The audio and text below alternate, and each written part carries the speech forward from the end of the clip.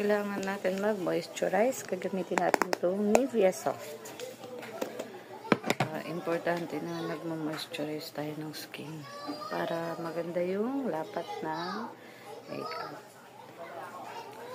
So, kung ano lang yung, paano lang kayo hindi, lagyan natin itong skin. So, ito. So, moisturizing cream. Ito yung ginagamit ko talaga pang moisturize. Yan. Spread nyo lang evenly. Yan. Make sure na may spread siya evenly kasi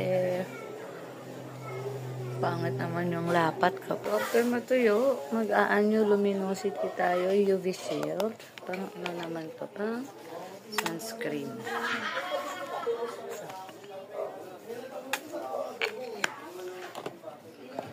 Sunscreen.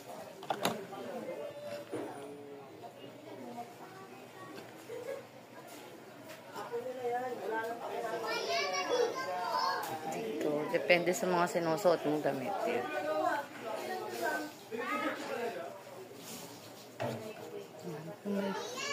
Kamay lang din tayo.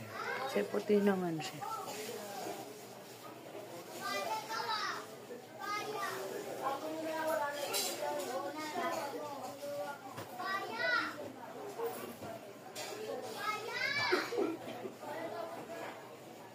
Then, flawless match. Yan. Natural finish. Asan sinelas ko? So, ating gagamitin. Ganyan, malikabukan niya dyan. Okay lang. So, I'm gonna use my sponge. Same process. Pinasok sa kahit rin.